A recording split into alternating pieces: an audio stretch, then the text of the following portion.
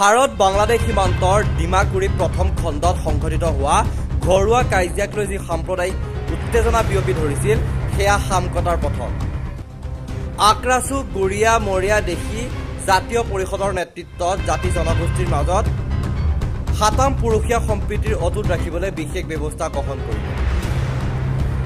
অবিভক্ত গোৱালপাৰা জিলা আক্ৰাছুৰ মুখ্য উপদেষ্টা কাৰ্তিক ৰায় আৰু গুৰিয়া মৰিয়া দেখি জনগোষ্ঠীৰ ধুবুৰী জিলা সমিতিৰ সভাপতি আফজালুৰ ৰহমানৰ নেতৃত্বত যোৱা এটি সজাতি দলে আজি ঘটনাস্থলীত উপস্থিত হৈ স্থানীয় ৰাইজে আৰু ভুক্তভোগী পৰিয়ালৰ সৈতে বহে। ঘটনাস্থলীত উপস্থিত হয় আক্ৰাছুৰ সাধাৰণ সম্পাদক সোণাধৰ ৰায় আৰু অবিভক্ত গোৱালপাৰা জিলাৰ আক্ৰাছুৰ সভাপতি নিমাই ৰায়।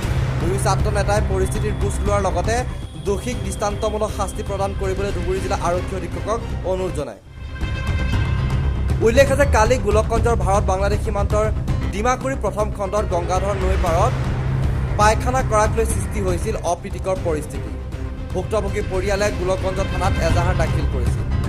ধুবুৰী জিলা আৰক্ষী অধীক্ষকে ঘটনাস্থলীত উপস্থিত হৈ পৰিস্থিতিৰ বুজ লৈ গোলকগঞ্জ আৰক্ষীক দোষী কৰায়ত্ব কৰিবলৈ নিৰ্দেশ দিছিল। গোলকগঞ্জ আৰক্ষীয়ে আৰক্ষী অধীক্ষকৰ নিৰ্দেশ মৰ্মে জাকিৰ হুছেইন আৰু তেখেতৰ পুত্ৰ চিয়াজুল হকক গ্ৰেপ্তাৰ কৰি জেল হাজতলৈ প্ৰেৰণ আৰু ঘটনাত জড়িত অন্যান্য ব্যক্তিৰ কাৰায়ত্ব কৰিবলৈ অভিযান অব্যাহত ৰাখিছে। উল্লেখ্য যে এই ঘটনাই ফিৰিঙতিৰ দৰে চাৰিওফালে বিয়পি পৰিছিল। এটি ভুল ধাৰণাই জাতি জনগোষ্ঠীৰ মাজত সাতাম পুৰুষে ঐক্য বিনষ্ট হ'ব ধৰিছিল।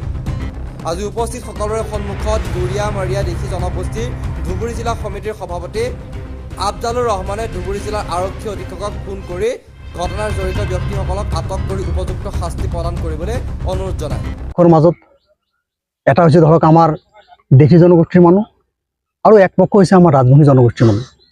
দুটা পক্ষৰ মাজত পক্ষ বুলি ক'ব নোৱাৰি, দুটা ফেমিলিৰ মাজত যিটো কাজিয়া হৈছে, এই কাজিয়াটোক আমি পোনপ্ৰথমবাৰৰ বাবে সদৌ অসম গৰিমৰীয়া দেখি জাতি পৰিষদ ধুবুৰী জিলা সমিতি UG আক্ৰাছু লগতে আমাৰ EM ডাঙৰীয়া কাৰ্তিক ৰায় আছে, আমি সবেই এই ঘটনাক নিন্দা দিছোঁ।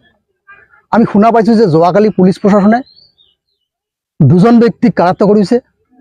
আমি ইয়াৰ পৰা পুলিচ প্ৰশাসনক অনুৰোধ কৰিছোঁ বা দাবী কৰিছোঁ বাকী যিকেইজন মানুহ আছে এই মানুহকেইজনক অতি সোনকালে পুলিচ প্ৰশাসনে কাৰায়ত্ব কৰিব লাগে।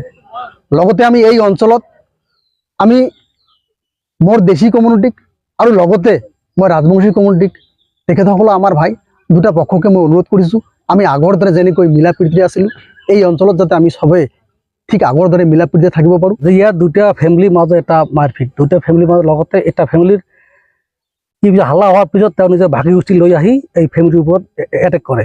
এইটো এটা জঘন্য কাম কৰিছে, এইটোত আমি নিন্দা দিছোঁ আৰু গৰিহণাও দিছোঁ। আৰু এইকাৰণে আমি আজি ধুবুৰী জিলা আৰক্ষী অধীক্ষক আমি ফোন দৰে যোগাযোগ কৰিলোঁ যে অতি শীঘ্ৰেই আসামীক গ্ৰেপ্তাৰ কৰিব লাগে। আৰু SP ছাৰে অলৰেডি আমাক কৈ দিলে যে আমি 4-5জন অলৰেডি আছে নাম এইকেইটা এৰেষ্ট কৰিবই। কিন্তু ইয়াত এটা ঘটনা যিটো ঘটনা হৈ আছে এই ঘটনাত আমি গম পালোঁ যে দুটা ফেমিলিৰ মাজত যিটো সংঘৰ্ষৰ সৃষ্টি হৈছে এই সংঘৰ্ষটো লৈ এটা জাতি এটা হিংসাৰ সৃষ্টি হৈ আছে অলৰেডি।